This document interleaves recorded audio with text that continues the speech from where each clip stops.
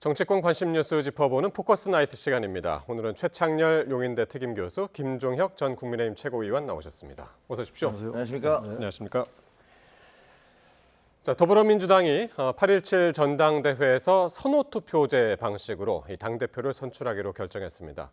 앞서서 선호투표제 적용에 반대했던 이 정청래 전 대표와 이성윤 최고위원은 이렇게 반응했습니다. 듣고 말씀 나누겠습니다. 당규에 당대표 선거는 결선 투표를 한다 또 당규에도 돼 있어요. 그래서 결선 투표를 하는 것이 맞다. 그렇지만 내가 불리하더라도 선호 투표 그냥 결정되면 받겠다 이런 입장입니다. 그런데 당원 당규를 해결하고 해라. 만약에 이런 상태에서 전당대회를 치르게 되면 나중에 전당대회 원인 무효 수송에 들어가면 인용될 가능성이 큽니다. 도저히 용납할 수가 없고 오늘 표결에도 참석할 수가 없습니다. 오늘부로 최고위원직을 내려놓겠습니다. 자, 전당대회 후보 등록을 불과 이틀 앞두고 경기의 룰이 정해졌습니다. 이성윤 의원은 반발하면서 최고위원직도 이제 내려놨습니다. 예, 어떻게 보셨습니까? 선호투표, 결선투표가 결국 이제 선호투표로 결정이 됐는데 이 논란은 양쪽의 말이 다 일리가 있어요. 이미 뭐 결정은 됐습니다만 선호투표로. 예. 그러니까 지금 정청래 전 대표의 말은 당대표 선거는 결선투표로 하게 돼 있다 이렇게 얘기를 했잖아요. 그건 반은 맞고 반은 틀려요. 네. 제가 보니까 정확하게 보니까 당규 66조에 나와 있는 얘기예요. 당원에는 이제 과반수 득표자를 이제 당대표로 뽑는다고 나와 있고 그리고 결선투표 등 이런 사항은 당규로 정한다 이렇게 돼 있어요. 예. 그러니까 등이란 때문에 이제 말은 돼요. 당원에서는. 당원은 문제가 됐고, 없는데. 등이란 그 한 글자가 있으니까 단어가.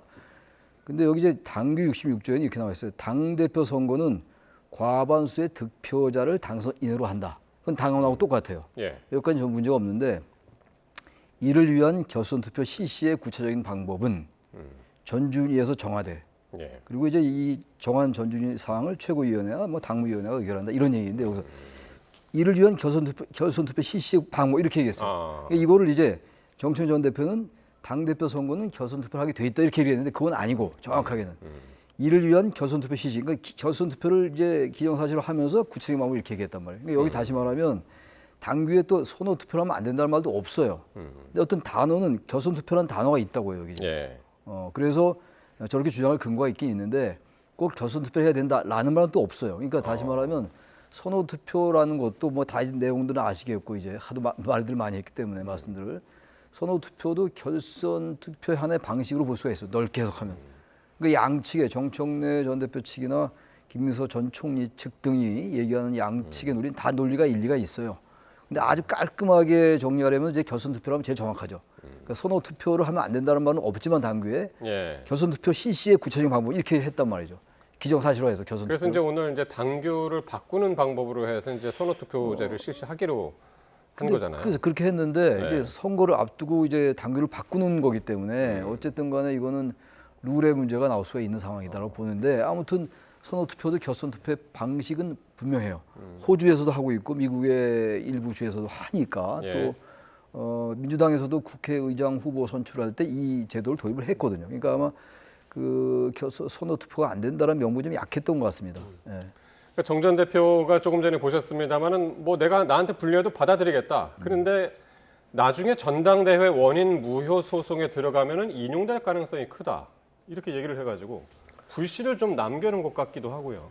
그 민주당의 지금 대표 경선, 지도부 경선이 갈수록 점입 가경이잖아요. 뭐 서로 상호간에 뭐 격렬한 공방, 치고받는 공방이 이루어지고 거기다 이제 대통령까지 끌어들여서 뭐 내가 대통령한테 더 충성을 하느냐, 뭐 배신할 사람이 누구냐, 뭐 이렇게 얘기를 하고 있는데 뭐 지금 저 최창렬 교수님 말씀하신 대로 이게 당원 당규에 상당히 좀 논란이 될 수 있는 그런 문구들이란 말이에요. 근데 사실은 이거 민주당만 그런 거 아니고 국민의힘도 다 마찬가지거든요. 정당의 당원 당규라는 것은 법률과 마찬가지로 법조항과 마찬가지의 그런 엄밀성이나 정밀함이 없는 경우가 대부분이에요. 왜냐면 이건 약속한 거거든요. 서로가 이렇게 하자라고 약속한 거기 때문에 그 약속이 더 얼마든지 서로 합의에 의하면 바뀔 수가 있어요. 근데 이거는 지금 저희의 관측 포인트는 선호투표제를 받아들였냐 안 받아들였냐가 아니고 그걸 둘러싸고 벌어지고 있는 그 혈투잖아요. 그래서 지금 정청래 대표 같은 경우는 받아들인 걸로 알고 있는데 정작 또 저기 김어준 김어준 방송에 나와서는 이거 소송 내면은 선거 자체가 무효가 될 수 있어라고 예. 하면서 뒤끝이 왕창 장렬한 거 아닙니까? 거기다가 정청래 계라고 알려진 이성윤 이 최고위원은 아예 나는 최고위원 사퇴할래 이러면서 나와버렸는데 예. 솔직히 사퇴해봤자 별 의미도 없는 게 며칠 남지도 않았어요. 어쨌든 이제 그런 모양새가 우리 불리한데 어쨌든 우리가 받아들여서 그런 모양새가 됐습니다. 결과적으로. 그렇죠. 그러니까 본인이 생색을 왕창 내는데 생색 내고 흔쾌하게 좋아. 이제부터 페어플레이해. 이게 아니고 내가 어쩔 수 없이 양보를 했지만 그러나 이거 판다 뒤집을 수 있는 여지도 있어. 아하. 이렇게 된 거여서 정말 갈수록 심각한 사태로 번져가고 있구나라는 느낌이 들어요. 어차피 이제 유불리에 따른 주장으로 봐야 돼요. 아무래도 이제 정청래 전 대표 측은 이쪽에 김민석 전 총리나 송영길 의원 등이 뭐 연대는 어쨌든 방향성이 같잖아요 지금. 그건 다 우리가 아는 거잖아요.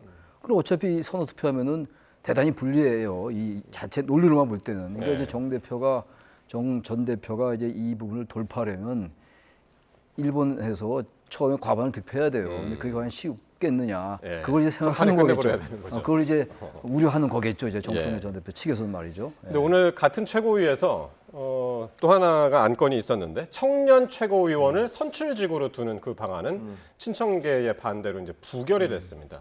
친청계는 이제 선출직 대신에 이제 지명직으로 하자 그런 주장인데 선출직으로 하면은 자신들한테 불리하다 그런 계산이 있는 건가요? 후보가 마땅한 후보가 없다는 소문이 있어요. 그리고 지난번에 유시민 씨가 그랬잖아요. 뭐 그 용역 철거 용역 얘기하면서 촉법 용역 뭐 이런 얘기했잖아요. 촉법이라는 게 나이가 어린 사람들 얘기하잖아요. 그러니까 네. 지금 좀 젊은 세대, 젊은 평론가들이나 젊은 정치인들 중에서 그 청년 최고에 나올 만한 사람들 중에서 친청계보다는 친명계가 더 유리하다라는 그런 판단이 내려진 모양이에요. 그래서 한쪽에서는 이거 왜 안 하냐 가자 예. 국민의힘도 한다 이런 입장이고 예. 그다음에 친청계에서는 그거 왜 해야 돼 갑자기 뭐 이런 입장인 거죠.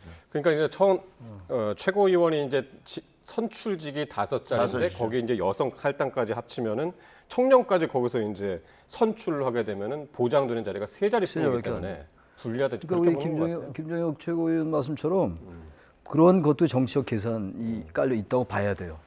지금 김영남 전 그 군 인권센터 사무국장 예. 그리고 정민철 정책위 의장 네. 부의장인가요? 뭐 이런 사람도 이제 최고위원 후보로 거론이 됐었어요. 근데 지금 이게 부결됐죠 지금. 네, 네, 최고위원에서 청년 뽑는 게 부결된 걸로 제가 알고 있거든요. 네, 네. 그렇게 이게 이유가 뭐냐면 근데 이분들 제가 얘기한 그 두 사람 두 청년이 정청래 전 대표에 대단히 비판적이었다고요. 아하. 비판적이었으니까 그 말이 맞는 거죠. 예. 그러니까 친청계 쪽에서는 지금 만약에 이 제도가 도입이 되면 이게 친명계 쪽으로 할당될 가능성이 대단히 높다고 판단하는 거예요. 예. 그렇게 되면 이제 이 최고회의가 구성되더라도 설령 정청래 전 대표가 또 되더라도 이 친명계 발언권이 세질 수가 있죠. 그러니까 최고위원회에 구성이. 그 구성이 대단히 중요하거든요. 네. 누가 대표가 되는 것도 중요합니다. 그러니까 이제 정청래 전 대표 주장은 일단 자신이 대표가 되고 당원들의 의견을 물어서 당원들의 투표를 거쳐서 최고위원을 지명하겠다는 거예요. 네. 근데 제가 볼 때 이건 어차피 양측에 다 모든 게 정치적 유불리니까 이건 뭐 그건 뭐 나무랄 게 아닌데 명분으로 봐야 될 거 아니에요, 이럴 때. 명분은 저는 청년 최고위원을 뽑는 게 맞다고 생각해요. 왜냐하면 점점 2030의 이반이 점점 심해지잖아요, 민주당이. 그거 부인할 수 없는 거 아니겠어요? 특히 2030 여성들에게. 네. 그럼 청년 몫으로 선출직을 하면 이게 지명직이 되는 말이죠. 대표에 사실 종속돼요. 네. 대표가 임명하는 거예요. 네, 네. 그러니까 선출직이 되면 대표한테 종속되지 독립성이 않거든요. 있고. 발언권이 세지기 때문에 저는 이제 시대 정신이나 여러 가지 민주당이 처한 상황으로 볼 때는 청년 최고위원을 도입하는 게 맞았다. 이미 뭐 지난 거니까 그렇게 말씀을 드리고 싶어요. 그래서 이제 김민석, 송영길, 고민정 의원 같은 경우에는 이제 이번 선출직 청년 최고위원 도입이 부결된 데 대해서 이제 반발을 했고요. 자, 그리고 앞서서 이제 보셨습니다만은 정청래 전 대표가 이 당대표 선거 출마 다음 날 이제 어제 했죠. 그리고 오늘 김어준 씨 유튜브에 나가서 이런 얘기를 했습니다. 코어 지지층, 그러니까 전통적인 핵심 지지층이 흔들리고 있고 이걸 한데 묶는 적임자는 나다라고 강조를 했는데 어떻게 들으셨습니까? 본인은 그렇게 주장을 하는 거죠. 뭐 그거는 김어준 씨도 똑같은 얘기를 했잖아요. 코어 지층이 흔들리고 있다라고 얘기하면서 근데 사실 이건 어떻게 들리겠냐 약간의 협박같이도 들리거든요. 우리 코어 지층 다 무너지면 불행한 일 당할 수 있어. 뭐 이런 식으로 들릴 수도 있어요. 그래서 지금 현재 뭐 싸움이 이 지경까지 갔구나라는 생각이 들기는 하는데 모르겠어요. 근데 지금 저 정청래 대표가 얘기하는 거 보면 본인은 계속 나는 대통령을 절대 배신할 사람이 아니야. 그러니까 네. 나는 끝까지 대통령을 지켜줄 거야. 라고 얘기를 하잖아요. 근데 대통령이 대한민국에서 지금 힘이 제일 센 사람인데 무슨 저 당대표 후보 나오면서 뭐 대통령을 지켜준다고 얘기하는 것도 좀 이상하긴 해요. 그리고 정치인이 국민을 지켜야지 왜 국민한테 정치인을 지켜달라고 얘기하는지도 이상하고 그다음에 본인이 나는 대선 후보에 나오지 않겠다라고 얘기한 것도 이해는 잘 안 돼요. 왜냐면 지금 대선은 2030년에 있는 건데 2026년에 당대표 선거하면서 뭘 대선 후보에 나가고 말고를 얘기를 합니까? 그 말씀들을 많이 하시더라고요. 네, 그리고 내가 나가고 싶은 그거는 그때 당시에 당원과 국민들에 의해서 결정이 되는 거지. 뭐 본인이 마음대로 결정하는 것도 아니잖아요. 그리고 저 얘기를 함으로써 언론에서는 다른 두 후보, 송영길이나 혹은 김민석 후보한테 정청래 후보는 대선 안 나온다는데 후보는 나오실 겁니까? 이렇게 물어볼 수 있잖아요. 그러면 엉뚱하게 지금 당대표 경선을 하는데 뭐 대선 후보와 관련된 얘기들이 나올 수가 있어서 제가 보기엔 별로 이렇게 적절해 보이지도 않고 네. 왜 그 민생이라든가 이 당을 어떻게 이끌어 나가고 그다음에 국회를 어떻게 운영해 나가고 지금 가장 시급한 민생의 문제를 어떻게 해결하겠다라는 그런 얘기가 아니라 계속 대통령과의 의리 끝까지 지킬 사람 뭐 이런 얘기가 계속 나오는지 굉장히 좀 실망스럽다라는 생각이 들어요. 예. 민주당이 오늘 또 상당히 이제 큰 또 모임 집회가 있었는데, 그러니까 의원총회가 있었습니다. 여기서 이제 보안 수사권 폐지를 두고 격론이 벌어졌는데 당내에서 우려가 이어지니까 지도부는 또 추가 논의도 이제 시사를 했습니다. 관련 발언 듣고 오겠습니다. 이제 보안 수사권 완전 폐지를 골자로 하는 형사소송법 개정으로 검찰 개혁의 마지막 퍼즐을 완성해야 합니다. 다만 일각에서 여러 우려가 제기되고 있다는 점도 잘 알고 있습니다. 민주당이 자랑하는 충분한 수기와 치열한 토론을 통해서 오직 국민을 위한 형사사법 체계를 완성했으면 좋겠습니다. 예, 오늘 민주당 의총에서 보안 수사권 전면 폐지라는 이 대원칙에 당내 신중론도 만만치 않았다고 합니다. 이게 비공개로 이제 진행이 됐었는데 총 15명이 공개적으로 발언을 했는데 이 중에서 한 10명 안팎이 전면 폐지에 신중해야 한다 의견을 냈다고 하더라고요. 근데 이 정도면은 말이죠. 네. 보안 수사권 폐지 문제를 검토할 필요가 있어요. 신중하게 그야말로. 왜냐하면 이제 보안 수사권을 완전히 폐지해야 된다는 당내 강경 생각도 있어요 지금. 그럼 꼭 당내가 아니라 하더라도 민주당이 아니라 하더라도 일반 국민들도 그렇게 생각하는 분이 있겠죠. 뭐 생각이 다 다른 거니까. 예. 근데 전체적으로 볼 때 어쨌든 경찰에게만 수사를 전적으로 맡기고 검찰이 공소만 하는데 일단 문제가 있고 이게 증거인멸이라든지 이 공소시효 임박했거나 중대범죄라든지 또 이게 경찰의 부실수사가 연면되거나 이런 게 있을 거 아니에요? 왜 없겠어요? 인간에게 실수가 있기 마련인데 있을 수 있는 건데 예. 그렇다면 그때 검찰이 공소를 담당하는 게 아닌데 공소 유지를 해야 될 거 아니에요? 그럼 뭔가 여기서 수사를 하고 싶은 마음이 들 거 아니겠어요? 근데 그거 전혀 못하게 한다는 게 보안수사권 전면 폐지거든요. 예. 그건 맞지 않죠. 일반적으로 볼 때. 그러니까 일상적인 논리로 볼 때도. 그렇게 되면 이제 보안수사권을 폐지하는 게 맞죠, 방향은. 검찰의 기수사권을 뺏는 거니까. 예. 근데 이걸 완전히 폐지라는 말과 다른 거거든요. 그러니까 아주 제한적이고 예외적인 경우에 존치시키자. 이게 지금 이제 민주당 내에서 나오는 신중론의 요체거든요. 그야말로 예. 코어예요. 아까 말한 그 핵심인데. 예. 그렇다 이걸 촘촘히 하면 돼요. 그러니까 지금 민주당의 당내 강경파가 우려하는 거는 이른바 개혁성, 선명성을 내세우면서 만약에 보안수사권을 부여하면 아주 예외적 의로라도 말이죠. 경찰의 사실은 수사권이 다시 부활되는 거 아니야? 이런 이제 그 우려를 하는 것 같은데 이미 직접 수사권은 없어요 지금. 한계가 있다고요. 그렇지. 보안수사권을 이제 폐지하고 그러나 아주 제한적이고 예외적인 경우에 아까 제가 말씀드린 몇 가지 경우 등등해서 예. 만약에 그때 그럴 때 보안수사권 준다고 해서 그 지금 당내 강경파 일각이 우려하는 거죠. 그런 일이 생기기가 어렵다고요. 구조가 지금 완전히 폐지되는 거기 때문에 검찰 수가 없어져요. 10월 달에. 예. 이거 너무 과도한 우려고 그래서 이제 그분들한테 여쭤보고 싶은 게 개혁성과 선명성을 주장하는 건 좋은데 정말로 그렇게만 해야 되는 거냐라는 걸 묻고 싶어요. 당내도 그런 여론이 나오고 일반 국민도 그렇고 민변도 그렇고 참여연대도 그렇고 이거 문제가 있다라고 얘기하는 그게 여론인 거예요. 네. 그럼 그걸 따르는 게 정치입니다. 그게 대개 여론에 조응하는 게 정치예요. 지금 말씀하신 것처럼 잘 알려진 진보 시민 단체들도 이제 신중하게 해야 된다라고 이제 이야기를 하고 있고, 그러게요. 심지어 오늘 의원총회에서 고민정 의원은 보완할 수 있는 것이 명확해졌을 때 그거를 시행해야 된다. 그러니까 공소청, 중수청 출범을 좀 늦춰야 된다라는 이제 그런 취지의 발언도 나왔고, 그리고 홍기원 의원 같은 경우는 보완 수사권을 일부 존치하는 내용으로 별도로 지금 법안을 발의를 준비하고 있단 말이에요. 그러니까 전체적으로 민주당에서 이전에 얘기했던 완전 폐지하고는 좀 다른 기류가 좀 느껴지고 있어요. 근데 이렇게 많은 사람들이 이거 문제 있습니다라고 자기 당 의원들도 얘기를 하고 있고, 예. 그리고 대통령도 얘기를 했고, 총리도 얘기를 했고, 당시의 총리, 그다음에 지금 그 법무부 장관도 이대로 가면 안 됩니다라고 얘기를 하고 있잖아요. 아까 지금 앵커가 말씀하신 대로 진보적 시민단체들, 법률가들 다들 이렇게 하면은 후유증이 심각합니다라고 얘기하고 있어요. 근데 왜 하는 거죠? 아니 도대체 이렇게 많은 사람들이 안 된다고 그러는데 왜 하는 이유가 뭡니까? 딱 하나잖아요. 그걸 해야지 우리가 검찰 개혁을 완수한다라는 이름을 듣기 위해 그런 말을 듣기 위해서. 아니 도대체가 검찰 개혁의 알맹이로 인해서 실질적으로 수많은 사람들이 국민들이 피해를 입게 생겼는데 그저 그 껍데기뿐인 검찰 개혁이라는 이름을 얻기 위해서 예. 그래서 이것을 그냥 밀어붙인단 말입니까? 이게 도대체가 상식적으로 이게 납득이 되는 얘기라고는 생각하지 않거든요. 이분들이 얘기하는 거 보세요. 야, 이거 문제가 생기면 어떡할래 그랬더니 피해자가 수사에 참여하면 된다. 아니 그럼 수사의 객관성은 도대체 어디서 담보할 겁니까? 그다음에 검사가 언론에 만약에 그 경찰이 수사가 이상한데 이거 고치라고 그랬는데도 안 하면 검사가 언론에 공개하면 된다. 그동안에 피의사실 공포죄를 문제 삼아야 된다고 앞장서 목청 높였던 게 민주당 아닙니까? 그리고 뭐 검사는 이번에 장윤기 사건 경찰 가족의 문제라면 검찰 가족은 없느냐? 아니 이게 말이 됩니까? 그럼 법관은 가족이 없고 언론인은 가족이 없습니까? 모두가 다 가족이 있습니다. 예. 이런 식의 말도 안 되는 논리를 제시하면서 이걸 그냥 밀어붙이겠다고 하는 이거는 정말 제가 보기에는 국민은 전혀 생각지도 않는 운동권 탈레반식 사고방식이에요. 예.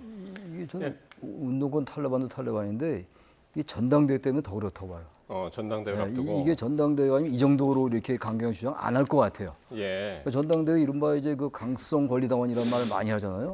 그 사람들은 아마 이제 보안수사권 폐지가 무조건 전면적 폐지해야 된다. 뭐 일말의 어떤 예외도 안 된다라는 주장을 한다고 제가 알고 있는데 그런 게 기류 아닙니까? 그분들의 기류이기 때문에 예. 전당대회가 아니라면 이 정도로 강하게 주장하지는 않을 거라고 저는 봅니다. 그래서 어쨌든 이게 지금 이 권리당원 이게 좀 다른 얘기인데 이 룰을 좀 바꿔야 돼요. 지금 이렇게 가더라도 국민의힘도 그렇고 민주당도 그렇고 이 강성 당원이 완전히 휘둘려 우리나라 정당들이. 그러니까 이게 조사가 여론조사 70, 30, 당원 70이니까 이 국힘이나 민주당에 전부 권리당원 눈치 보는 거예요. 그러다 보니 이게 자꾸만 이 국민들에게 중요한 의제도 자꾸 정치의 하나 도구로 전락하는 그러한 부분을 지적하지 않을 수가 없다. 오늘 이제 의총이 있었고 다음 주에는 이제 정책 의총해서 외부에서도 이제 뭐 시민단체라든가 전문가들이 와가지고 같이 의견을 또 나눈다고 하니까요. 어떤 의견들이 또 나오는지 보겠습니다. 자, 그리고 6.3 지방선거 후에 처음으로 이 오세훈 서울시장이 대통령이 주재하는 국무회의에 참석을 했습니다. 오세훈 서울시장의 발언이 제지가 되면서 패싱 논란이 일었는데요. 현장 발언 한번 들어보시겠습니다. 네, 총리님, 저 서울시장 말씀 좀 드려도 될까요? 지금 이 건은 그냥 국민 대토론회가 있으니까요. 그냥 요건으로 넘기면 좋겠습니다. 시장님 주실 거는 서류로 받도록 하겠습니다. 예, 그러면 네, 방금 전에 총리님, 방금 전에 서울시가 준비한 보고서를 네네, 정책실장님하고 오늘 뭐 발언 기회를 안 주실 것 같으니까 그 보고서 내용으로 그럼 대체를 하겠습니다. 공무회의에서 꼭 여러 위원님들 모시고 그동안 서울시의 주택행정 관련해서 그 얘기는 나중에 하시죠. 불편하고 거북하게 느껴지는 분석 내용과 최대한 거부감 없게 잘 전달드리고 싶었던 그 의도가 관철되지 못해서 매우 안타깝습니다. 그러니까 오세훈 시장이 오늘 국무회의에서 부동산 관련 발언을 준비했다가 한성숙 총리한테 일단 1차적으로 저지당하고 나중에 이제 이 대통령이 한번 뭐 인사 겸 해간 게 처음 그 자리에 했으니까 인사하라고 했는데 다시 부동산 얘기를 꺼내니까 거기서 또 2차적으로 저지를 당하고 나중에 한 얘기는 서울시청 가가지고 이제 브리핑을 스스로 했단 말이에요. 어떻게 보셨습니까? 그래서 저는 국무회의를 전부 다 공개하는 거에 대해서 반대하거든요. 사실 그런 자리에서는 이게 무슨 어떻게 보면은 일반 국민들에게 공개돼서는 그 정보가 유출됨으로 해서 뭐 투기가 벌어진다라든가 혹은 뭐 여러 가지 문제점이 생길 수 있는 부분도 있어요. 그런데 대통령이 계속 그 국무회의를 공개하겠다면서 본인이 국무위원들을 막 깨는 모습들을 막 보여주지 않습니까? 그러면 대통령이 국무위원들을 질타하고 이런 모습들은 그냥 다 공개가 돼도 되는 거고, 서울시장이 주택정책에 대해서 제가 드릴 말씀이 있습니다 하는데 총리와 대통령이 다 나서서 아니 뭐 다음에 하시죠, 서류로 내시죠. 그런데 뭐 하려고 공개 국무회의를 합니까? 만약에 정말로 말 그대로 그 공개 취지에 맞게 한다면 거기서 대통령한테도 정말 속된 말로 맞짱 뜨면서 대통령님 그건 아닌 것 같습니다, 이건 이렇게 가셔야죠 라는 얘기가 나올 수 있어야지 진짜 그게 공개의 의미가 있는 거죠. 대통령이 혼내는 모습만 내보내지는 그런 국무회의 공개한다는 건 별 의미도 없을 것 같고, 앞으로도 저런 장면은 오세훈 시장 갈 때마다 계속 반복되지 않을까 하는 우려가 있네요. 그래서 오세훈 서울시장이 이제 하고 싶은 얘기를 서울시청 돌아와 가지고 이제 한 셈이 됐습니다. 이제 브리핑을 통해 가지고. 그래서 지금 주택 공급 문제와 관련해서 대통령의 상황 인식이 상당히 정확하지 않다. 이렇게 이제 비판을 했단 말이에요. 그러니까 저희 발언권이 제지당한 거나 마찬가지잖아요. 그 국무위원 참석 대상은 아닌데 국무위원 배석자예요. 배석자죠. 그 배석자의 범위를 넓혔잖아요, 이번에. 전남 광주특별시장도 참여하게 하고. 전국 제가 알기엔 전국시도 지사위원회 회장인가 협회회장인가 이분도 이제 참석하게 넓히는 거예요. 자꾸 지방의 얘기를 들어보겠다는 거니까. 그렇다면 적어도 서울시장의 저런 발언은 들어보는 게 좋았을 것 같아요. 단 이런 걱정 했음직해요. 어차피 정부의 방향과 좀 반대되는 방향이 나올 거예요. 지금 서울시의 주택 정책 많이 비판해 왔으니까. 근데 그게 지금 이게 그렇다면 이 지금 현재 국무회의가 정치 토론 비슷하게 될 거를 우려했던 것 같은데 선하게 해석한다면 그럼에도 불구하고 그래봐야 오세훈 시장이 얼마나 얘기 길게 하겠어요. 그래도 발언하겠다는데 어쨌든 여러 가지 얘기를 들어본 자리 아닙니까? 공개가 그런 의미잖아요. 저 같으면 한번 얘기해 보시오 이랬을 것 같아요. 그런 아쉬움이 좀 있다. 좀 그런 말씀 드립니다. 그러니까 한성숙 총리하고 이제 대통령의 그 짧은 대화에 의하면은 국민 대토론이 이제 부동산과 관련해 가지고 이제 마련이 되는 모양이에요. 그때 있으니까 그때 얘기하라 이런 건데 그때도 얘기하고 지금도 얘기하고 좀 얘기하게 놔뒀으면 어떨까? 그런 아쉬움이 좀 있어요. 알겠습니다. 자, 오늘 두 분 말씀 여기까지 듣겠습니다. 지금까지 최창렬 용인대 특임 교수, 김종혁 전 국민의힘 최고위원과 함께했습니다. 고맙습니다.